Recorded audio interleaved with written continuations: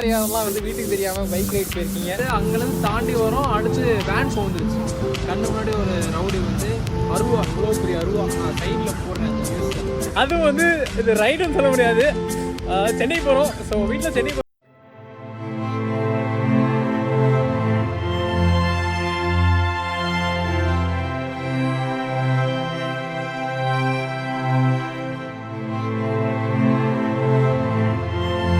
Bike ride போயிருக்கீங்க. So first லைஃப்பில் மொதல் டைம் பைக் ரைட் போகிறோம். எங்க தலைக்கு எவ்வளவு தில்லு பத்தியா. அதுவும் வந்து இது ரைடுன்னு சொல்ல முடியாது. சென்னை போகிறோம். ஸோ வீட்டில் சென்னை போகிறோம்னு சொல்லிட்டேன். பட் ஆனால் சிஸ்டரை பார்த்துட்டு போனோம். ஸோ ஒரு நான் சர்ப்ரைஸ் ஒன்று இருக்குது உங்களுக்கு. ஸோ அதை ரிவீல் பண்ண வேணாம். அதனால் வந்து அந்த சர்ப்ரைஸ்க்காக ஒரு வேலை இருக்குது.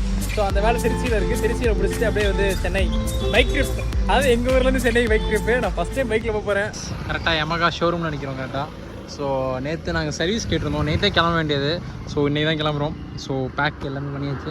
ஸோ இங்கேருந்து கரெக்டாக வண்டி எடுத்துகிட்டு கரெக்டாக இங்கேருந்து புதுக்கோட்டை வந்து ஒரு 32 கிலோமீட்டர். ஸோ அதுக்கப்புறம் வந்து திருச்சி வந்து ஒரு அங்கேருந்து ஒரு 50 கிலோமீட்டர், மொத்தம் 82 கிலோமீட்டரு. அங்கே வந்து சென்னை வந்து 332 கிலோமீட்டர். இங்கே வந்து எங்களுக்கு ரொம்ப லேட் பண்ணாங்க. நாங்கள் சொன்னோம் அவ்வளோ இத்தனைக்கும் வந்து நாங்கள் சென்னை போகிறோம் ப்ரோ அப்படின்னு சொன்னோம். அதான் தரல. ஸோ நம்ம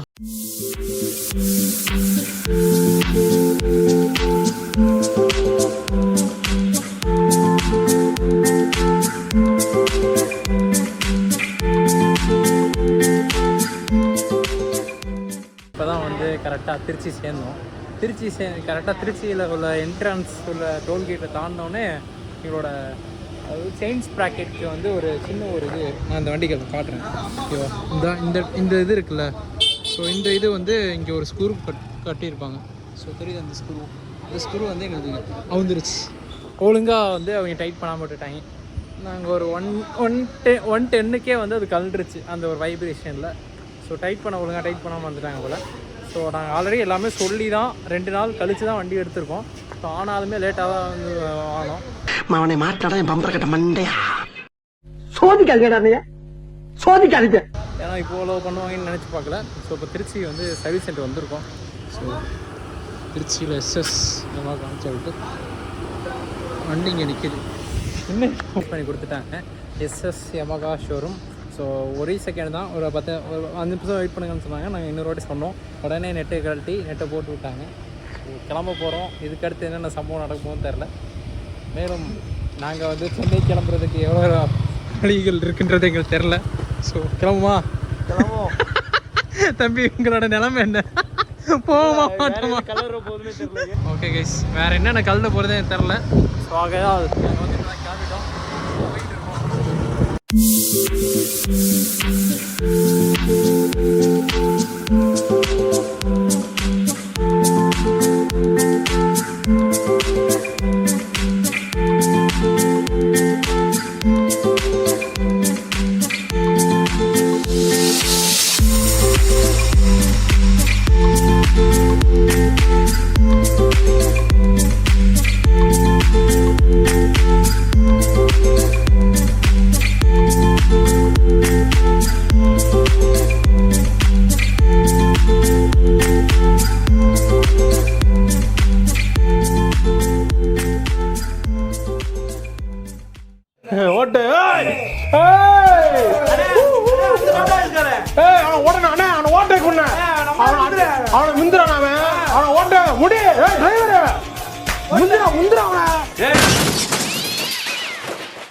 திரும்பி அதே சம்பவம்.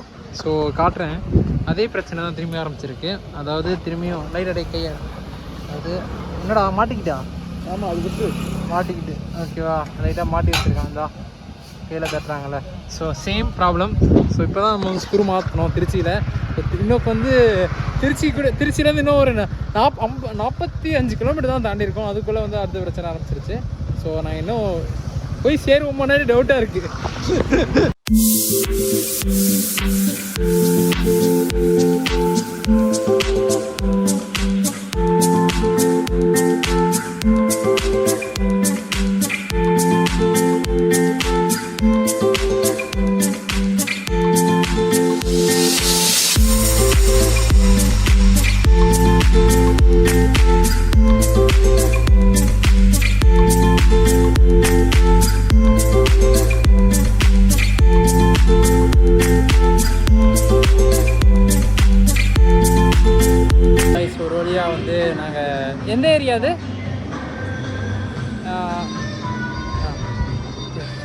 பெரம்பூர் வந்துட்டோம் கைஸ். நடுவில் வந்து நான் ஒரு சர்ப்ரைஸ்ன்னு சொன்னேன்ல, அந்த சர்ப்ரைஸ்க்காக வந்து ஒரு வேலை பண்ணோம். ஸோ அந்த வேலை கரெக்டாக முடிஞ்சிருச்சு. ஸோ கரெக்டாக இப்போ வந்து ரெண்டாவது ஒரு இடத்துல வந்து ஃபியூல் வந்து ஊரில் வந்து ஃபுல் டேங்க் பண்ணலை. ஸோ இப்போ வந்து செகண்ட் ஃபுல் டேங்க் பண்ணியிருக்கோம். ஸோ அதாவது வந்து ஆஃப் டேங்க் காலி ஆகிடுச்சு. அதுக்கப்புறம் ஆஃப் டேங்க் வந்து சீக்கிரமாக காலி ஆகிடுன்னு சொல்லிட்டான். ஸோ அதனால் இப்போ இன்னொரு ஆஃப் டேங்க் போட்டிருக்கோம். இப்போ ஒரு 600 போட்டிருக்கோம். இப்போ ஒரு 600 போட்டிருக்கோம். போன வாட்டி ஒரு 1200 போட்டிருக்கோம். ஸோ இப்போ கிளம்ப போகிறோம். ஸோ நான் ஒரு திருச்சி துறையூர்லேருந்து பெரம்பூர் டோல்கேட், அடுத்து திண்டிவனம் டோல்கேட் வரையும் ஓட்டியிருக்கேன். ஸோ அடுத்து ஒரு 60 கிலோமீட்டர் ஓட்டுறேன்டா அப்படின்னா, சரி எனக்கு ரொம்ப கை வலிக்குது, என் கையில் பிளேட் இருக்குது. ஸோ அதனால் லைட்டாக மூவ்மெண்ட் வந்து பிளேட் மூவ் ஆகிற மாதிரி இருக்கு எனக்கு. ஸோ அதனால்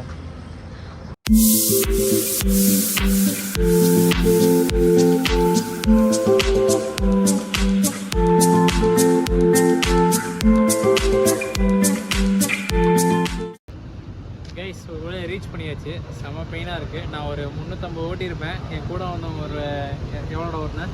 150 ஓட்டியிருக்கான். ஸோ மொத்தம் 500. ஊர்லேருந்து ஆரந்தாங்கன்னு எடுத்து சென்னை வந்தோம். சென்னை அதாவது இதுக்கு வந்து 400 தான் டிஸ்டன்ஸு. அது இல்லாமல் இடையில வந்து ஒரு 50 கிலோமீட்டர் வந்து சர்ப்ரைஸ்ன்னு சொன்னேன். அந்த சர்ப்ரைஸ்க்காக ஒர்க் போட்டேன். ஸோ அதுக்கு ஒரு 50 டவுன் 50, அது ஒரு 100. ஸோ இதெல்லாம் சேர்த்தும்போது 100 சம்திங், நான் 500. கைஸ் அதாவது இப்போ மைக் இல்லை. ஸோ ஹேர் பார்ட்ஸ் தான் மைக்கை யூஸ் பண்ணிக்கிறேன். மைக் வந்து இங்கே வச்சுட்டேன், அதை மறந்துட்டேன். சரி கைஸ், இப்போ நாங்கள் வந்து என்னால் வீடியோ எடுக்க முடியல. ஸோ பல இடத்துல ஃபஸ்ட்டு சம்பவம் வண்டியோட இது கலந்துச்சு, ஸ்பைன் பேக்கெட் உள்ளது. செகண்டும் சர்ப்ரைஸ் போகும்போது திரும்பி கலந்துச்சு. 3வது சம்பவம் வந்து நாங்கள் அது என்ன ஏரியாவில் திருச்சி சமயபுரத்தில் தாண்டி வரும்போது எங்களை போலீஸ் செக் பிடிச்சி நீங்கள் வந்து செயின் ஸ்கிராப்பிங்க அப்படின்னு சொல்லிட்டு செக் பண்ணாங்க. செம்ம ட்ரில்லிங்க. அவங்க வந்து ஸ்பீடுக்கும் அடிச்ச பிரேக்குக்கும் நிறுத்துறா வண்டி நிறுத்துறா. ஏய் மாட்டியா கொய்யால தப்பிச்சா விட்டுருவோம். நாங்க ஒரே டெக்னிக்கை எத்தனை நாள் ஃபாலோ பண்ணுவ நீ? யாரு தாலி அறுத்துட்டு வந்த செயின் இருப்பா? அப்புறம் எதுக்கு அப்படியே பயந்து வர்றான்? நல்ல குடும்பத்துல பிறந்தவன் சார். நல்ல குடும்பத்துல இருந்த ஏன்டா அப்படி தப்பிச்சு போறான் அவன்? யாருமே தெரியாது. நான் லிஃப்ட் கேட்டு வந்தேன் சார். லிஃப்ட் கேட்டு நேத்து வந்திய இந்த டைமுக்கு? நேத்து ஏன்டா இங்க சிசிடிவில வச்சிருக்கோம் நாங்க.